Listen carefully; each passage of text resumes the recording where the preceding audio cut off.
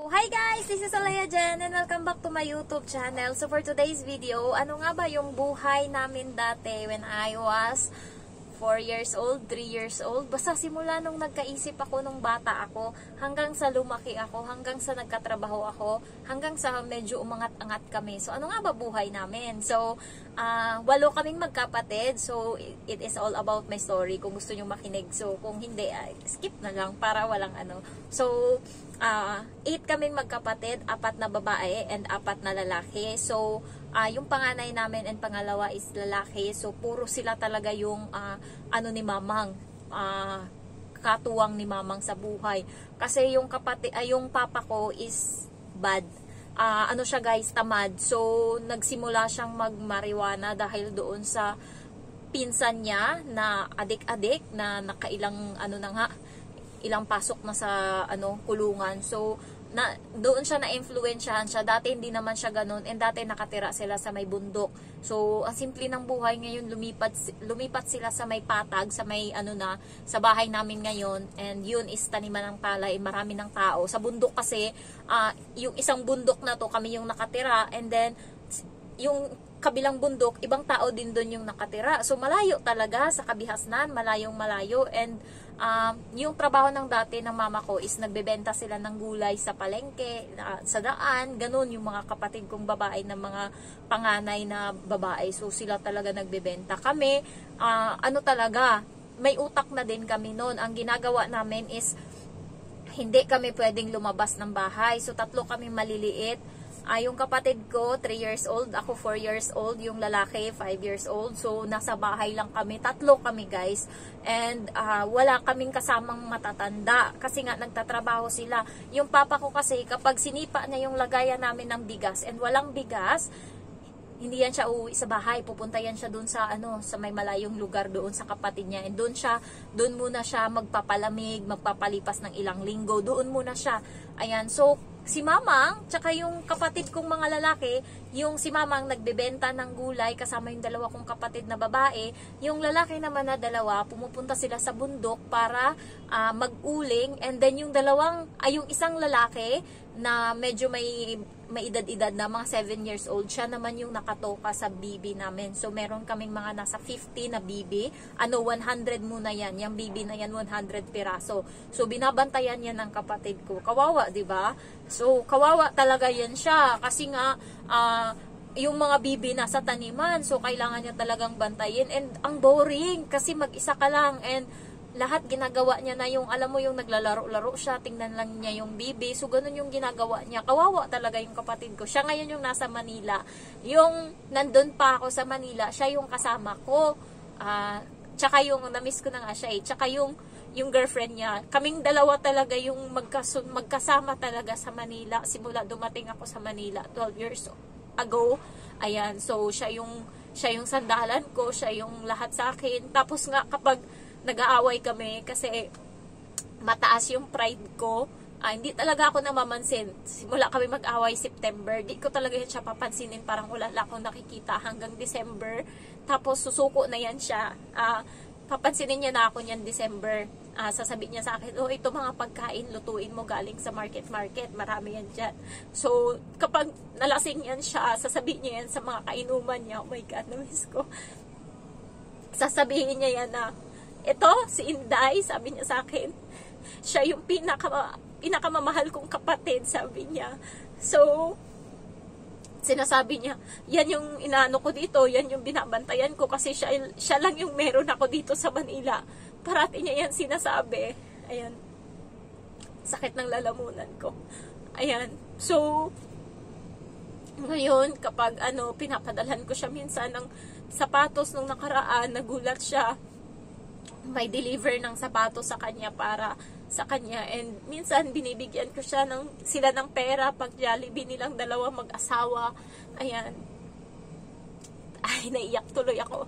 Ang dami kasing hirap na pinagdaanan namin. Ayan. And then, so sasabihin lang ng mama namin na 3 lang kami sa bahay. Sasabihin niya lang na pag may tao, hindi kayo magpapapasok kasi isasarado niyo yung pinto. So, malaki-laki yung bahay namin at up and down. So maglalaro kami dyan ng bahay-bahayan. Yung mga kumot, gagawin namin yung parang bahay-bahay. And pag may kumakatok, sasabihin na, si mama nyo nasan? Sabi namin, wala. Pasensya na, hindi kayo makakapasok. Bawal kayong papasukin. So, alam nyo, kawawa yung mga ano na yon, yung mga bisita. Kasi nasa loob kami ng bahay, naglalaro. Sila nasa labas ng bahay, nakaupo doon. Naantay nila yung mama namin. Kasi nga, hindi kami magpapapasok hanggat hindi dumating yung mama namin. So, yun yung gawain nila. And sa gabi lang kami sabay-sabay kumain. Yun yung time na nagluluto yung mama ko ng pagkain. Yung papa ko wala ka talagang asahan and maliit lang kami noon. Tapos yung mga kapatid ko hindi na sila nag-aral. Lahat sila nagtatrabaho na. Kasi nga, kaya walang nakatapos ng high school sa kanila. 3 lang kaming, yung mga bata kami na maliliit. Yun lang yung nakatapos ng high school. Kasi kami lang yung anuhan talaga, na ambunan ng swerte. Pero sila talaga, lahat ng hirap nasa kanila. Hindi sila nakapagtapos. Yung panganay tsaka pangalawa grade 4 lang. Halos lahat sila grade 4 lang. Yung dalawa kong kapatid na babae, yung isa grade 6. Tapos yung isang babae, naka first year high school. Tapos ako na sumunod. Ako na yung tsaka yung lalaki. Kami lang yung nakagraduate ng high school. So, ganun yung routine namin araw-araw. Minsan yung mama ko, sumasali siya sa singing contest. Iiwanan niya kami, tapos sabi niya, sasali muna kami siya doon sa contest daw. Tapos sabi namin, kahit muncher lang pag uwi. Tapos hindi talaga kami matutulog, antayin namin siyang umuwi.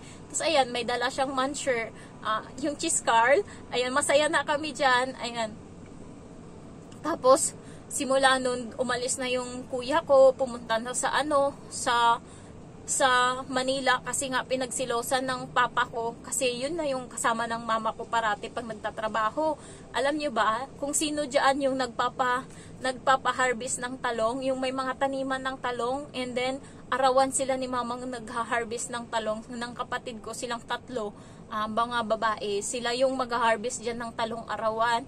So lahat ng naglilinis sa may basta yung mga garden na nagpapaarawan, yan yung trabaho ng mama ko dati. So, ganyan sila. Kami naman sa bahay, yung mga bitchin dyan, ganun kami kaloko. Yung mga bitchin, tinatago na yan ng mama namin kasi kinukuha namin, masarap yung bitchin dati. Hindi ko alam ba't masarap. So, kinakain namin yung bitchin. Ewan ko kung sino sa inyo dito nung maliit pa kinakain yung bitchin. Masarap siya.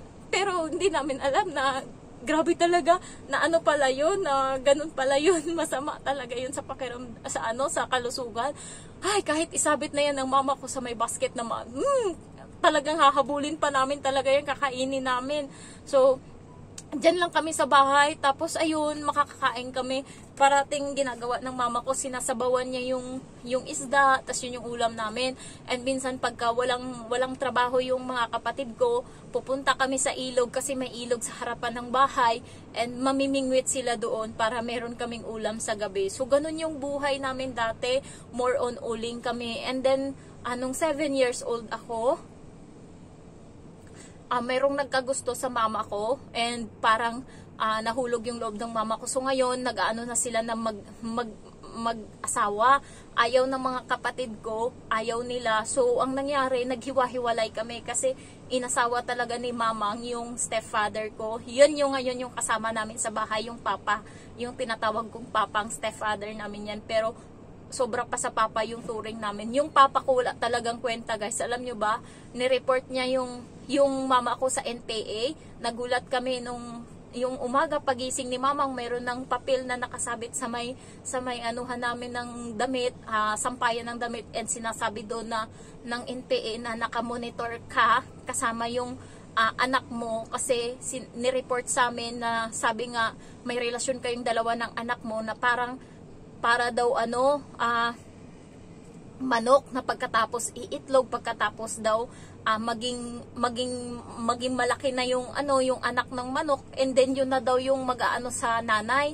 So parang yun, grabe talaga yung mama ko, sobrang galit niya noon.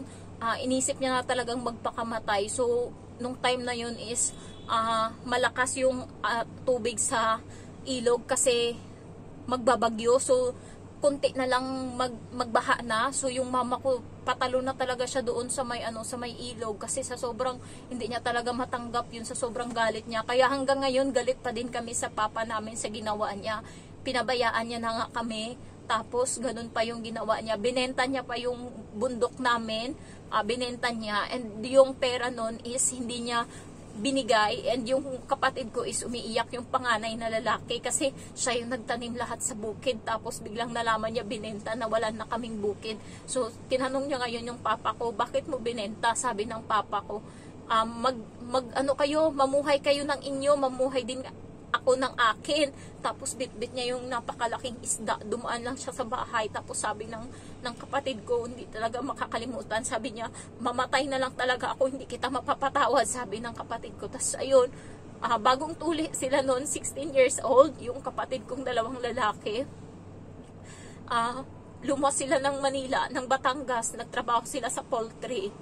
Ayun, doon na nagsimula na, nagsialisa na sila. Tapos, ayun nga, hindi na nila matanggap na nag-asawa si mamang. So, ngayon, pinapili kaming tatlong maliliit kung kanino kami sasama. Kung sa kanila or sa mama ko. So, pinili namin sa mama ko. So, tatlo kami, namuhay kami sa bundok, nag-uling doon. And silang 5 na magkapatid, pumunta sila ng Batangas. Yung 2 babae is nangatulong. Tapos, yung lalaki na parating nagbabantay ng bibe, siya ngayon yung nasa poultry din. Pero maliit pa siya nung, kawawa siya. Hirap na hirap talaga siya sa buhay noon. And ayaw ng mama ko na iwanan siya noon kasi maliit lang din siya. Pero kailangan niya kasing sumama kasi nga kailangan niya sumama doon sa magkapatid. So, sinabihan siya ng mama ko na, maiwan ka na to. Sabi sa kanya, paaralin kita. Sabi niya, hindi pwede mang. Sabi niya ganun. Tapos ayun, naghiwalay kami. Pero habang hindi pa siya umaalis papuntang Manila, parati siyang pumupunta sa bahay namin sa bundok. Binibisita niya kami doon. So, ay, grabe talaga yung iyak ko. So, hanggang sa hindi sila nagparamdam sa amin ng 3 years kasi sa galit nila na nag-asawa yung mama ko. Kami naman, lang kami sa pag-aaral, tuloy-tuloy lang kami. Tapos medyo naaalagaan na kami ng mama ko kasi nga 3 na lang kami, napapakain na kami ng tama, tapos nabibihisan na kami. Pero mahirap pa din yung buhay namin sa bundok, pero kaya naman. Tapos lumipat kami uli sa Patag, and then doon nagsimula ng umukay yung buhay namin. Meron na kaming